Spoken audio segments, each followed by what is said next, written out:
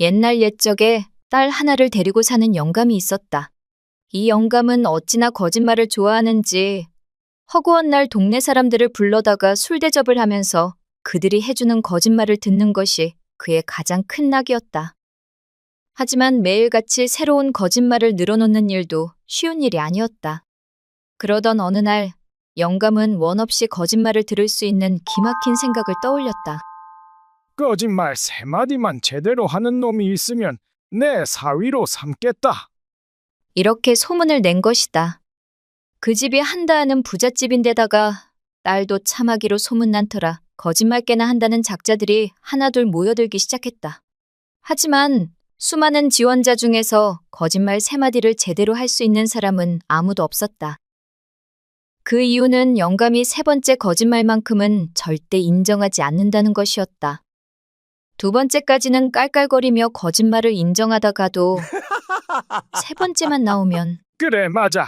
나도 그때 거기 있었는데 못 봤는가? 하며 능청스럽게 사실이라며 인정하는 바람에 성공하는 이가 아무도 없었다. 자기가 듣고 싶은 거짓말을 실컷 듣고서 말이다. 그때 마침 어려서부터 고생하며 머슴살이를 하던 한 총각이 이 소문을 듣고 도전하기로 했다. 거짓말 3마디만 제대로 하면 부잣집 사위가 돼서 잘 살 텐데 말이오.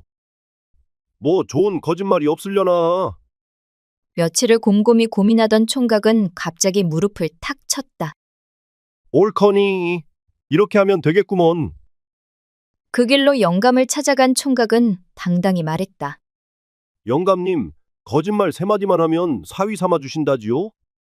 그럼 그렇고 말고. 그래, 자네는 거짓말을 잘하는가? 썩 잘하지는 못해도 그냥저냥 조금은 합니다. 어디 한번 해보게나. 총각은 자신만만하게 첫 번째 거짓말을 시작했다. 지가요. 예전에 조선 팔도를 안 돌아다닌 곳이 없구먼요. 그러다 몇 년 전 가을에 논산을 내려갔는데 어떤 마을에 은진미륵 돌부처가 높다랗게 서 있더라고요. 근데 그 돌부처 머리 위 나뭇가지에 배가 주렁주렁 열렸지 뭡니까? 배가 아주 노랗게 익었는데 너무 높아서 따먹을 재주가 없더라는 말씀입니다. 하하, 그래서 어찌하였느냐? 그래서 장대란 장대는 죄다 모아가지고 이어붙였는디 그래도 그게 워낙 높아서 나뭇가지에 닿질 않는 거예요. 오호라, 꽤나 높았나 보군.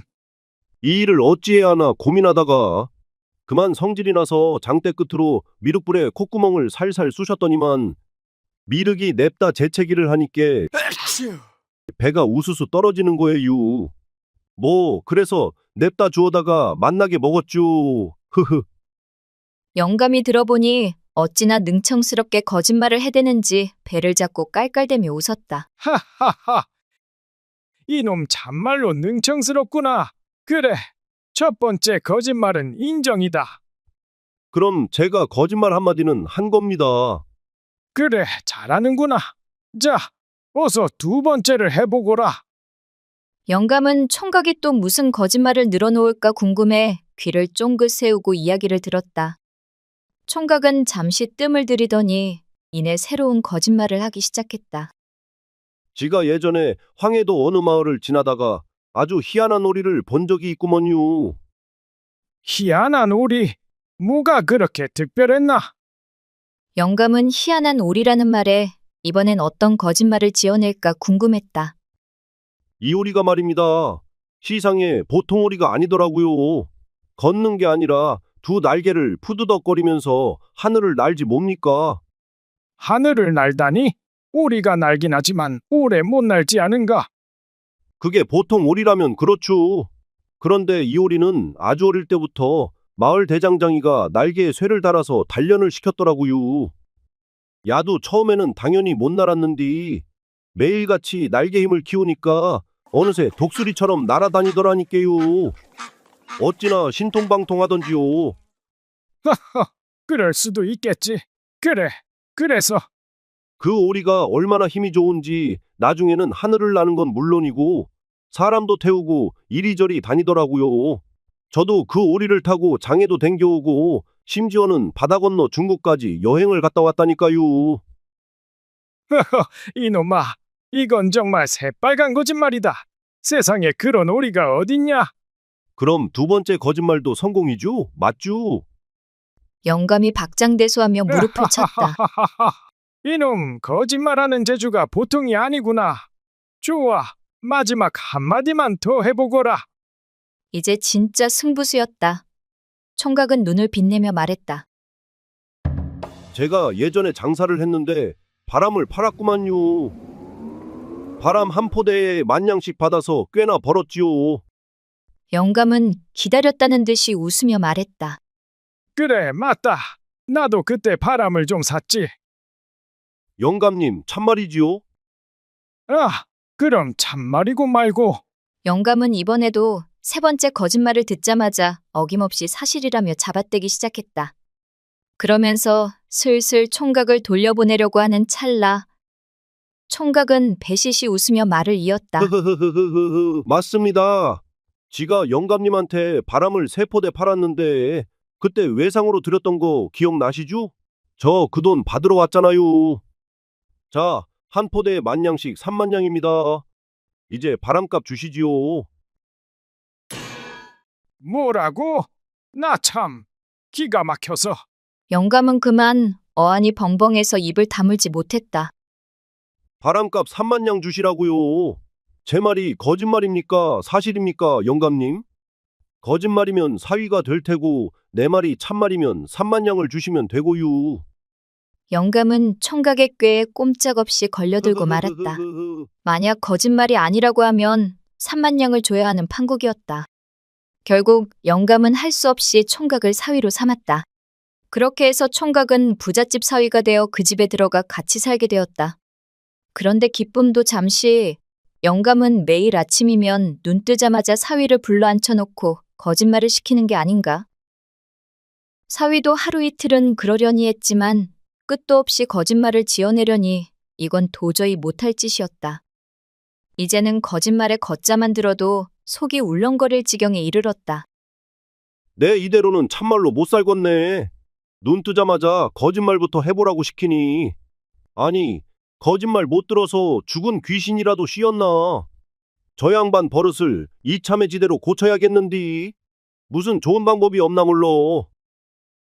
그렇지 않으면 영감이 죽을 때까지 곁에서 거짓말을 해달라고 성화를 부릴 게 뻔했다. 거짓말이 지긋지긋해진 사위는 머리를 쥐어뜯으며 어떻게든 영감의 버릇을 고칠 궁리를 하기 시작했다. 그러던 어느 날 사위와 장인은 함께 산에 나무를 하러 갔다. 그런데 나무를 한 짐에서 싣다 보니 묶을 끈이 없었다. 아니 이놈아, 끈도 없이 나무를 하러 오면 어떻게 하느냐? 이 정신머리 없는 놈. 깜빡했습니다. 얼른 집에 가서 가져오겠구먼요. 여기서 잠깐만 기다리고 계셔요. 사위는 두 주먹을 불끈 쥐고서 집으로 뛰어갔다. 그런데 장모가 보니 멀리서 사위가 숨을 헐떡이며 뛰어오는 것이 아닌가. 아니, 자네 무슨 일이길래 그렇게 급하게 오나? 그때 장인을 혼쭐 내줄 생각이 번쩍 떠올랐다. 이번이 기회다 싶어 장모에게 거짓말을 늘어놓았다. 장모님, 이 일을 어쩌면 좋습니까? 아주 큰일 났구먼요. 아니, 뭔 일인데 그리 난리야? 장인이 나무를 베다가 그만 머리에 맞아 돌아가셨습니다. 이러고 있을 때가 아니고 얼른 산에 올라가 보셔요. 뭐라고? 아이고, 이게 웬일이야. 영감이 죽다니. 장모와 아내는 엉엉 울면서 산으로 뛰어갔다. 그런데 먼저 앞질러 도착한 사위가 두 주먹을 불끈 쥐고 헐떡거리며 뛰어오자 영감이 타박을 했다. 인서가 아무리 급해도 천천히 오지 왜 그리 야단이냐? 장인어른, 천천히고 뭐고 큰일 났다니까요. 지금 이러고 있을 때가 아니라고요. 얼른 집으로 내려가 보셔야 해요. 아니 왜 그러느냐? 지금 난리도 이런 난리가 없다니까요. 장모님이랑 마누라가 콩을 볶아 먹다가 불을 내서 집이 홀랑 다 타버렸다고요. 뭐라? 내 이것들을. 영감은 화가 머리끝까지 치밀어 작대기를 들고 집으로 뛰어내려갔다. 그런데 그때 산으로 헐레벌떡 올라오던 장모와 딸과 딱 마주쳤다. 영감, 이게 어떻게 된 거예요? 나무에 맞아서 죽었다더니 어찌 살아있네? 아니, 이놈의 여편네가 집은 어떻게 하고 뭔 헛소리를 하는 게야? 집이 뭐 어째서 그래요? 쿵 볶아먹다 집이 홀라당 다 타버렸다며. 아니 멀쩡히 잘 있는 집이 타다니 그건 또 뭔 말이래요? 그럼 아냐? 그제서야 사위가 거짓말을 한 걸 눈치챈 영감이 사위를 노려보자. 사위가 배실배실 웃으며 말했다. 장인어른이 그렇게 좋아하시는 거짓말 한번 했구먼요. 그러자 영감이 어찌나 혼이 났던지 다리에 힘이 풀려 주저앉았다. 그제야 깨달은 영감은 기가 막혀 혀를 내둘렀다. 야, 이놈아, 너 다시는 거짓말하지 마라. 아이고, 10년 감수했다. 정말이죠? 지금 분명히 거짓말하지 말라고 하셨어요. 저도 이제 하라고 하셔도 2번 다시는 거짓말 안 할 거구먼요. 흐흐흐. 오메, 내가 미쳐불어. 당신 그리 거짓말 좋아하더니 꼴 줬소. 그 사람은 그렇게 장인의 버릇을 고쳐놓고서 오래오래 잘 살다가 엊그제 죽었다고 한다. 안녕하세요. 이야기 들려주는 새벽입니다. 거짓말 잘하는 사위 즐겁게 보셨나요? 다음 영상에도 더욱 흥미로운 이야기로 찾아뵙겠습니다. 다양한 여러분들의 의견도 남겨주세요. 구독, 좋아요, 알림 설정 부탁드려요. 감사합니다.